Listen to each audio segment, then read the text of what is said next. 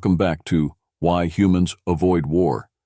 In this pivotal installment, we witness the culmination of General Kelon and Commander Rekov's efforts to prevent bloodshed and find a peaceful resolution to the conflict with the Devourers. Join us as they confront the ultimate test of their diplomacy and courage, facing impossible choices that will shape the destiny of the galaxy. Will they succeed in forging a path to peace, or will the specter of war loom large once more? Tune in to find out Why Humans Avoid War. Part 5, Ula POV. Word of the Terrans' decisive victory over the Devourers had finally leaked out to the press. Someone inside our ranks had given the networks highly classified footage from the battlefield, as well as a transcription of the day's Senate session. It could be said that the media reaction was a bit hysteric. The video was played on every channel for hours, with some stations showing the fleet's disintegration in slow motion. Commentators discussed what the turn of events meant for the Federation and what we should think of the humans at length. I flipped on Federation News Central's feed, listening in on a round table of political scientists. Do you really believe that the Terrans would make such a weapon in good faith? What stops them from turning on us the second we get on their bad side? It is completely against the spirit of the Federation Charter, said one Tujili pundit. The Zanuck waved a tentacle in disagreement. They haven't attacked us yet, which I think says something. We have no reason to suspect that they will. Perhaps it would be wise to not get on their bad side. So we're just supposed to let them do whatever they want? The Tujili shot back. As long as it doesn't affect us, I say yes. For the record, the Zanuck Republic voted against Speaker Ula's reckless proposal. Speaking of Ula, where is she? Has anyone even heard from her since she sent our soldiers to die? I sighed. The Zanuck wasn't wrong about my absence from the airwaves. Eventually, I would have to make a statement on the incident and talk to the press. But for now, my priority was to gauge public perception and to monitor the status of the fleet we had sent to Earth. That mission required my full attention, especially given the ramifications of direct confrontation with the humans. The General had gone radio silent since entering the Sol system, ignoring the regular check-ins of Central Command. As much as we hated to consider it, it was possible that the fleet had defected to the Terran side. The three military species had been rather staunch opponents of the mission after all. Our remote sensors had detected a handful of human ships warping toward Devourer territory a few hours ago. We would know soon enough if they had gone through with their antimatter bombing raid. There was no sense in scrambling more fighters to pursue them when they wouldn't arrive in time to make a difference. It would help to quell my nerves if I only knew what was going on out there. At best, the General had allowed the humans to pass against his orders.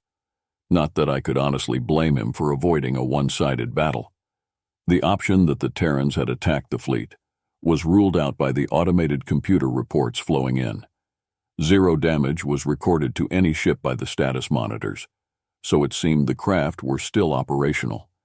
Yet, inexplicably, they had come to a standstill just out of missile range of Earth. I couldn't imagine what the General was doing if he wasn't defecting. A distraction from the situation would certainly be welcome. If only I could find a channel that wasn't talking about the Terrans. I switched over to Galactic Broadcast, who were interviewing a retired human general by video link. Be justified? I only caught the interviewer glance down at her notes. The Federation sees humanity as dangerous, out of control. Given the Terran Union's plan to wipe out an entire race, why should we believe that your weapons are a last resort, as you say? The Federation seems to forget that the stakes of this war are our entire galaxy, our entire way of life. The last thing I needed right now was to hear a human string together some justification for mass murder. I clicked over to the daily rundown, resigning myself to watching another segment on Terran morality. A breaking news banner was ticking across the bottom of the screen. Terran Union releases official statement, was the headline. Well, this was actually interesting. Perhaps they would provide some answers about the fate of our fleet. Or it could be a simple announcement that they had dropped the antimatter bombs on the Devourer homeworld.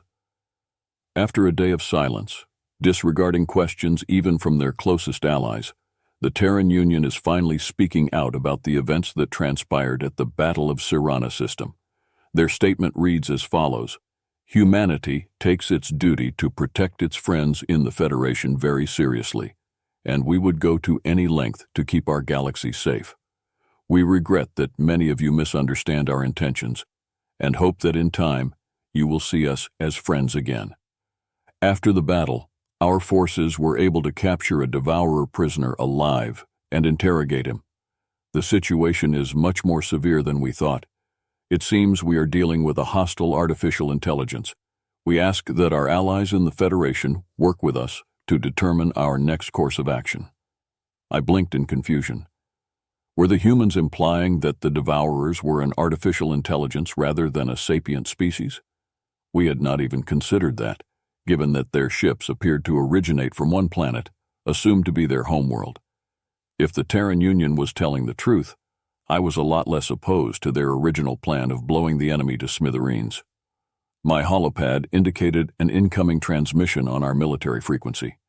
Relief washed over me as I realized it was contact from the fleet, and I answered. "Command, this is General Kelon of the Jatari Confederacy." "General, where have you been? You've missed multiple check-ins and left us completely in the dark about your status," I snarled. "Oh, hello, Madam Speaker." The general seemed hesitant to answer. "I was on board the Terran flagship. They captured one of the Devourers alive, and I accepted their offer to sit in on the interrogation." My eyes widened in disbelief. "You did what? What were you thinking? What if the humans had taken you hostage? You left your post abandoned to consort with a dangerous enemy." "With all due respect, Madam Speaker, the humans are not our enemy. Not unless you make them one," he replied. "I think you need to set aside your personal bias on this matter. It's clouding your judgment. General, you do well to do less thinking and more following orders. Command is not asking for your opinion." I could hear the anger seeping into my tone. I learned about this whole prisoner business from the news before I heard it from you. What is this about artificial intelligence? The general took a deep breath, as if to— "How do they propose to accomplish that?" I asked. "They're still working on a plan, but they want our help. They asked us to send some of our Vortex stealth ships, whatever that." "Those are highly classified.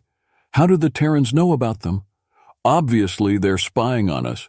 You still think they're our friends?" "Madam Speaker, I do. They saved my life, and the lives of my men, and I won't soon forget that. I don't see how it hurts to help them. It should be clear to someone of your intelligence what valuable allies they are." The thinly veiled attempt at flattery would not work this time. Of course, I had believed that it was better to have the Terran Union on our side at first. This was the same species that I had worked hand in hand with to finalize treaties and maintain peace. It had been difficult to reconcile that with the depiction of cold-hearted killers given by our messenger. But ever since I heard Ambassador Johnson's emotionless rationale for genocide, it seemed better to keep them as distant as possible. Humanity's true colors were just too ugly and disgusting. A sad smile crossed my face. I never want to work with humans again. They are savages, savages that masquerade as saints. It's not about the humans. This is what you wanted, right? To save the Devourers? Well, yes, but we don't need any help from— And frankly, Madam Speaker, if you keep up this crusade against the Terran Union, you're going to lose the fleet. The general's voice had lowered to just above a whisper. The Zanuck barely went along with these orders. And if you don't give the humans what they want, you're looking at an outright mutiny. If the Zanuck rebel, the Jatari and the Hoda-Al would probably follow close behind. I recalled the words of the Zanuck on the news. His disdain for me and the Senate had been evident, and he had almost been acting as an apologist for humanity. Aggravating the Terran Union would have severe economic consequences for the Zanuck Republic, so it was no wonder their loyalties were wavering. As much as I hated to concede anything to the Terrans, the general was right. We couldn't afford to lose our military species at a time like this. I suppose I could put aside my contempt for the humans for this one mission, if it was necessary to keep the Federation intact. We would deal with the Devourers now and handle the humans at a later date. This momentary cooperation would not prevent me from pushing the Terran Union out of the Federation down the road. It was imperative that I did all in my power to sever our connections with them, one by one. While others succumbed to fear of the humans, I would stand strong and preserve our integrity as an organization of peace. Very well, General. Tell the Terrans we'll send our ships, but if they turn on you, don't expect any help from us. As tensions rise between the Federation and the Terran Union, General Kelon and Speaker Ula find themselves at odds over the true nature of humanity. With the fate of the Devourers hanging in the balance, they must navigate a delicate diplomatic landscape while grappling with their own beliefs and loyalties.